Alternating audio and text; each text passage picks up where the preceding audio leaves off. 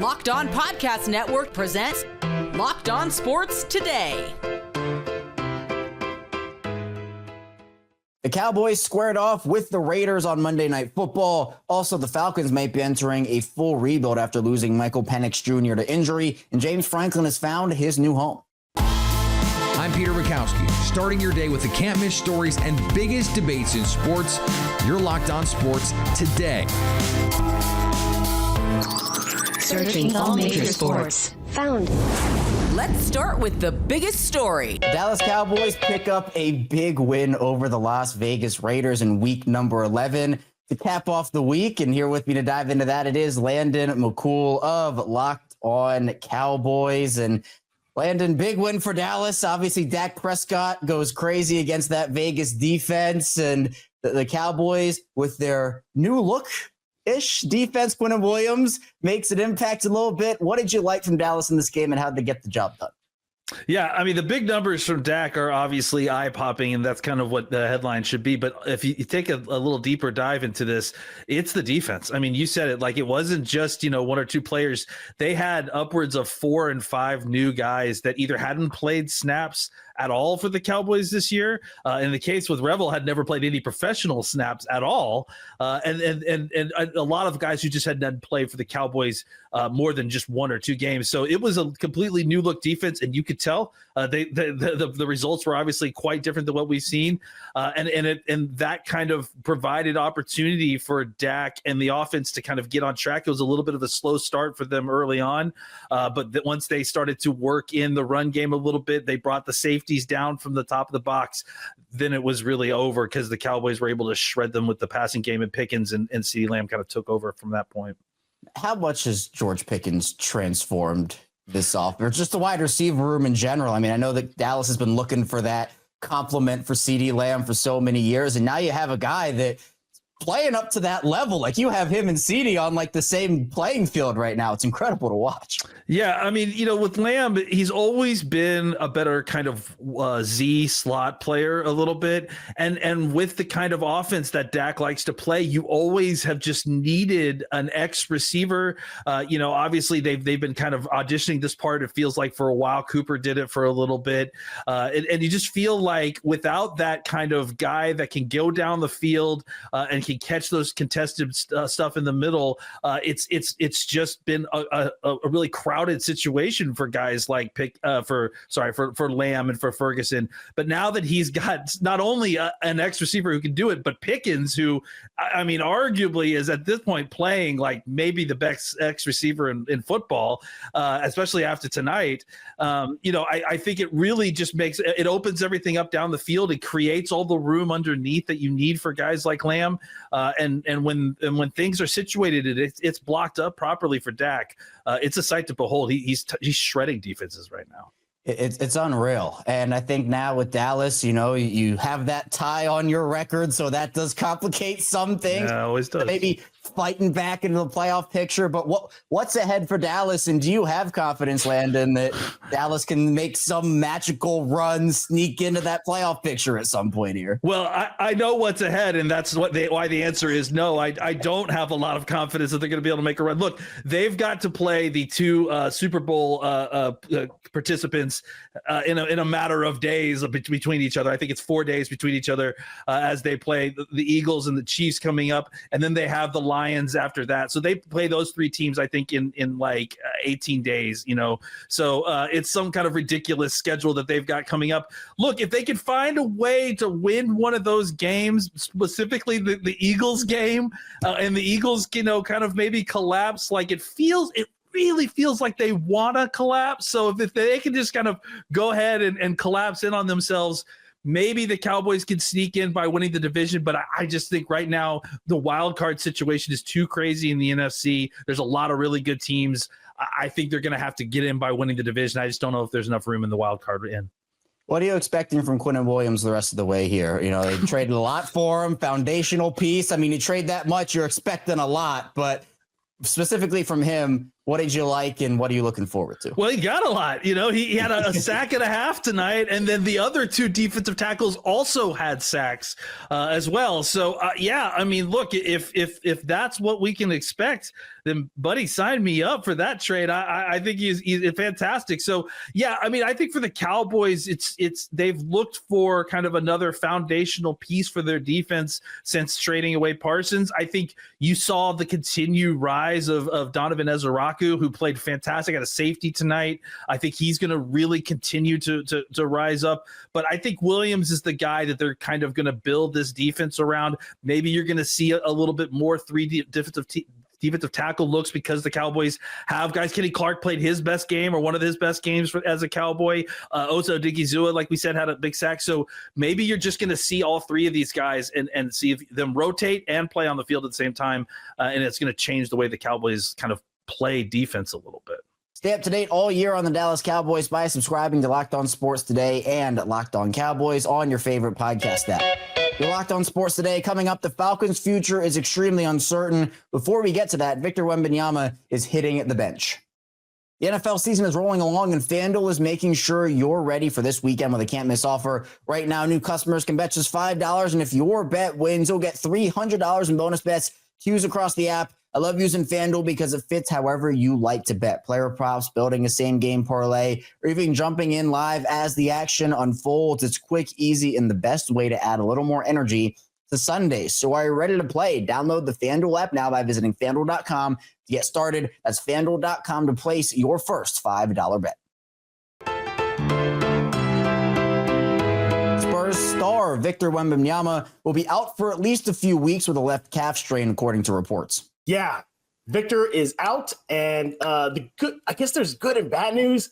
Obviously, the bad news is Victor is out. You're losing so much firepower on both ends of the court. Sure, that's not good. The franchise player, the anchor, he's out for a while. And I guess the quasi-good news is that we don't know exactly what grade level it is. Now, Dr. Ryan McCorkle, he's a frequent guest on Locked On Spurs. He talks about these calf strains quite a bit. If it's a grade 1, then the key is going to be just simply rest, which is good. No surgery, nothing like that, no boot, nothing like that. That's good. If it gets to grade 2, grade 3, that's where we don't know. And in the press release that we got, they just said updates will be given as appropriate. So I guess we're going to wait for that. But yeah, it feels like, what are the kids saying now, Devin? This is why we can't have anything nice. That's what it feels like right now. Elsewhere in the NBA, the Cavs fought with the Bucks. Danny Cunningham here at Rocket Arena after the Cleveland Cavaliers beat the Milwaukee Bucks 118-106. Let's talk about this one for 94 feet. Donovan Mitchell was fantastic in this game. He finished with a game-high 37 points on 22 shots. He was the best player on the floor the entire night. And yes, Giannis did leave the game early because of a groin injury, did not return. But overall, Donovan was just fantastic in this game, and the biggest reason why the Cavs won. Sam Merrill also had a bit of an injury scare early on with a jammed finger, was able to come back in the game. He ended up hitting 6 3-pointers, finished with 20 points, was really good overall. And the Cavs won this game because of their backcourt. Now, Evan Mobley, I didn't think had a great night, had 6 assists, but was not super efficient from the field, turned the ball over a little bit too frequently. Still think his handle needs to be tightened up much more than it is. But ultimately, I do think there are some good signs that the Cavs are showing, okay, we're getting closer to the team that we're supposed to be. They're not there yet. They're 15 games in. They're 10-5. They're not 5-10, as Kenny Atkinson reminded us. There are signs of progress with this group. They need to get healthier. Darius Garland could be back soon from that re-aggravation of his toe injury. When that happens, I would expect them to tick up. But I do think this is a step in the right direction, we'll call this victory, as they knock off the Milwaukee Bucks. They're back in action on Wednesday night at home against the Houston Rockets. I'll talk to you then. Two of the best offenses in the league squared off in Miami. That's a big win for the Heat to break a 2-game losing streak and get a big win over the rival New York Knicks. But more importantly, it shows that the Heat can win a game like that. I'm Wes Goldberg from Locked On Heat. The Heat have been winning games with their pace, the up-tempo system, the no ball screens, all the things that you've heard us talk about over at Locked On Heat. This was the first time they won a game that was slowed down in the mud. Frankly, this was an ugly game where neither team kind of deserved to win it. This was a butcher shop win. You don't want to see the process, but you just appreciate the results. The The pace was slow in this game. The Heat got out-rebounded. The Heat got beat in transition in this game, which had been their bread and butter all season long. Didn't matter. They were able to still find a way to win this game in the end. Big contributions from Davion Mitchell and Norm Powell in the second half, and maybe Khalil Ware's best game in a Miami Heat uniform, going toe-to-toe with Karl Anthony Towns, who was bad in this game. Khalil Ware was good in this game, and that was one of the biggest differences. So a huge win for the Heat that bodes well for things going forward as teams start to figure things out, figuring out their system, getting a scout on it. Teams playing a little bit more zone against Miami to try to slow them down. Well, they found a way to win despite all of those things, and that's something that bodes well for the Heat going forward, not just in the regular season, but potentially in the playoffs where we know things do tend to slow down. And the Pistons continue their early reign over the East. Host of Locked On Pistons podcast, Crew Feel here. The Detroit Pistons win their 10th straight game of the season. They are now 12-2. They sit at the top of the Eastern Conference still, and they did this without, again, Kay Cunningham, without Asar Thompson, without Tobias Harris. They did this without numerous key players, their best player, another one of their top 3 players, and they continue to go on this win streak with 10 straight. Jalen Durham returned in this game. He had 31 points, completely dominated the Indiana Pacers, and got paid back for Brandon Knight after a posterizing dunk on Benedict Mathurin, just like the one DeAndre Jordan gave Brandon Knight 14 years ago. Finally got paid back for that. It took long enough. He had a fantastic game. Dennis Jenkins headed into this game, averaging 20 points and 7 assists. He ended this game with 26 points and 7 assists. He played extremely well, and Javonte Green had 20 points. If I told you that in Game 14, the Pistons' leading scorers would be Jalen Durham, Dennis Jenkins, Javonte Green, and Kay Cunningham, Asar Thompson, Tobias Harris, Jane Ivey, and Marcus Sasser would all be out, you would have thought that the Pistons were hovering around 500, but instead, they are 12-2, 10-game win streak. Detroit basketball is back. The Falcons have lost quarterback Michael Penix Jr. to an injury that might keep him out for the rest of the season. Locked On Falcons host Aaron Freeman believes that not only is the season lost, but a full rebuild in 2026 is likely needed in Atlanta. Let's talk about the news of the day. The thing that we were very worried about, if you listened to yesterday's post-game rapid reaction here on Locked On Falcons, was the potential injury to Michael Penix, potentially knocking him out for the rest of the season. We don't know officially yet if that is the case, but we do know that he will be missing the next 4 games because the Falcons announced on Monday that he is headed to injured reserve with a knee injury. The Falcons are not disclosing the exact nature of the knee injury, but various reports indicate that it could be a partial ACL tear for Michael Penix in his left knee. And he's actively pursuing potentially a second opinion, essentially, as those things go, to basically find out if he needs to have reconstructive, which is basically season-ending surgery on that. And so we know he'll miss the next 4 games. It's possible, if not likely, based off of the reports coming out from various insiders that are, at this point in time, are a little bit more trustworthy when it comes to giving us accurate information on the Falcons' injuries than the team itself. They're operating as if this is a season-ending injury, and so I'm going to operate as if it is until we get information otherwise. Now, hopefully we'll get an update soon in the next few days, weeks, or whatever, that it's not that dire a situation, but we will have to see. For those of you unfamiliar, I think I mentioned Penix tore his ACL in both knees on the podcast yesterday. That was wrong. He tore his ACL in college twice in the same knee. That was the right knee. This left knee injury is a new potential ACL injury, but this was the same knee that he injured earlier this season with a bone bruise. And again, the initial reports were like, oh, it's maybe a bone bruise. He might miss a couple of games. So we'll see how that goes. But, you know, if Penix is forced to have season-ending surgery, that not only is going to obviously shut him down for the rest of 2025, but is also going to put his 2026 season in doubt, because those types of surgeries typically, and again, you know, I'm not a doctor, and I'm sure we'll get more information on exactly the timetable for this, but typically when you have that type of, you know, reconstructive ACL injury, the typical timeline is a 9+ month recovery. And so let's say if in the next 2 weeks, Michael Penix has that surgery, 9 months from 2 weeks from now will be until he gets cleared medically for on-field activities.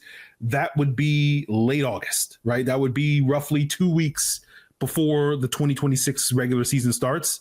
And that basically means there's almost 0% chance that Michael Penix, if he has this season-ending surgery, is going to be your week 1 starter entering 2026.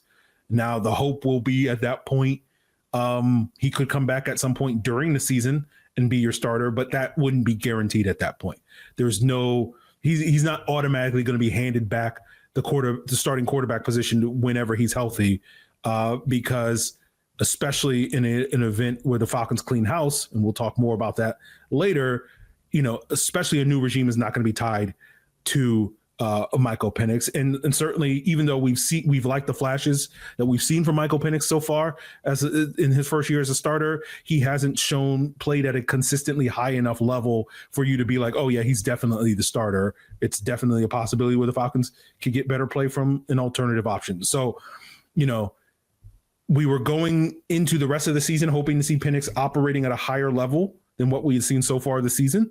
You got to see some glimpses of that. We'll see, how that holds up when we break down the All-22 tomorrow on the podcast. But you really needed him to kind of build off of whatever he did the rest of this 2025 season and build off of that in 2026, because after next year, you're going to have to decide about his long-term future with the fifth-year option. At this point in time, given the potential possibilities, again, we're still speculating, we're still early, but it's not pointing in a positive way. It doesn't feel like that fifth-year option is going to get extended at the end of the 2026 season going into 2027. And it's very realistic that the Falcons could be headed for a reset at the quarterback position in 2027. And so rather than looking at 26 as your rebound year, you might be looking at 26 as kind of a bottoming out year for the Falcons. And so that you can be in a position to go get your next quarterback high in that 27 draft. And so obviously these are some of the darker timelines. I won't go as far to declare it the darkest timeline, because with the Atlanta Falcons, it can always get darker. But a lot of this team's future success was tied to successfully developing a young quarterback like Michael Penix. That was the current option right now. But now Penix's development is definitely put on pause. And we talked about this last week. What were the issues he was going to deal with? Footwork, mechanics, accuracy. He won't be able to work on any of those things if he's rehabbing from a knee surgery, right?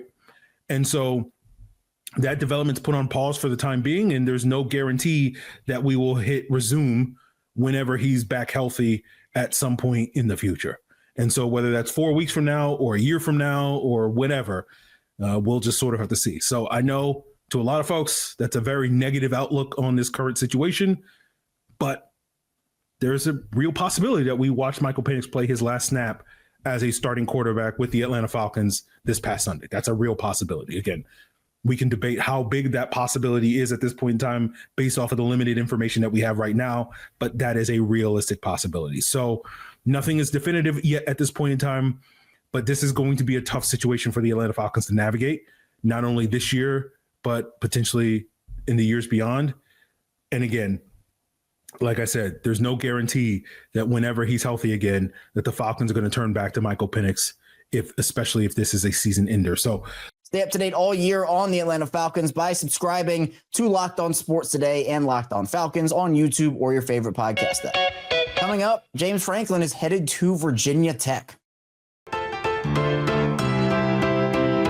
Former Penn State head coach James Franklin was hired by Virginia Tech on Monday afternoon. Locked On ACC hosts Kenton Gibbs and Jackson Holzer react to the exciting news for the Hokies. If you're in Blacksburg, Virginia, if you're a Virginia Tech fan, you got to feel how New Yorkers felt when Funk Flex said, if you're in New York right now, reach your hand into the cash register. Their money is your money. You've got to be feeling fantastic about this hire. I mean, out of your mind type of excited, because this is the type of hire that changes a program. And I don't mean changes the program for the worse, because even if you miss here, you are saying to the college football world, and you are saying to coaches in the future, we're willing to make the investment. We're willing to make the investment. I honestly believe that this Virginia Tech job is a lot better of a job than many people nationally have given it credit for being.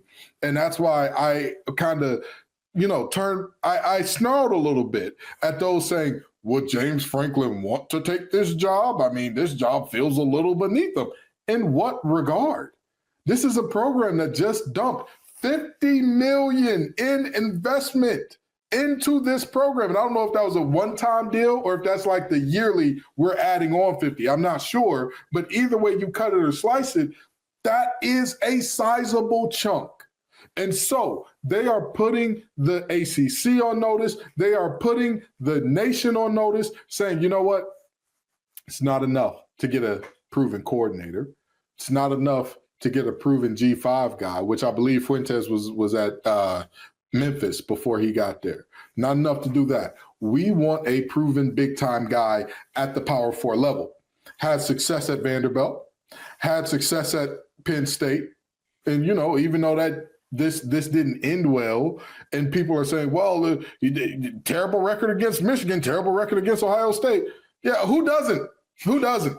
Well, if that is your bar, if your bar is terrible record against Michigan, terrible record against Penn State means you're a bad coach, there's 3 great coaches ever? That's it. That's just about it. So, you know, I look at this and I'm sitting here saying, and by the way, I don't even think Nick Saban had a great record against Michigan when he was at Michigan State. That's how tough it is to beat those squads when they're rolling at their highest clip. But that's neither here nor there. The reality of this is a big-time hire. This is the type of hire that if it goes wrong, you still shown the college football world you tried your best. And if it goes right, because with all due respect to Virginia Tech, they're one of those schools, 8 wins a year, you'll get your name. You'll get your name on the field. You'll get something in that stadium will be named after you. And so I think that's their floor with James Franklin. I see maybe 1 or 2 years of adjustment, and then afterwards you're going to see 8 to 9 consistently in Blacksburg, which, by the way, I said if you can survive and do it in Happy Valley, Blacksburg is definitely the type of place for you because they've got much more stuff around them than, you know, they did up there in Happy Valley, Pennsylvania. 2 things can be true about James Franklin. I think it was the right move for Penn State to ultimately let him go. He was there for over a decade, and time had kind of run its course. He had achieved all he possibly could with Penn State, and it reached a tipping point, and I think it was the right move for Penn State to let him go. But also, James Franklin is a really good coach. James Franklin has had a ton of success, and so he's going to land on his feet, and chances are whatever program he goes to, that program is going to be successful. And in this case, that program is Virginia Tech. This is a home run hire for Virginia Tech. No question. They hit this one out of the park. Welcome, Virginia Tech. You're a serious program again. We missed you here in the ACC for being irrelevant for all those years, toiling around near the middle of the pack towards the bottom of the conference year in and year out. Welcome back. Welcome back.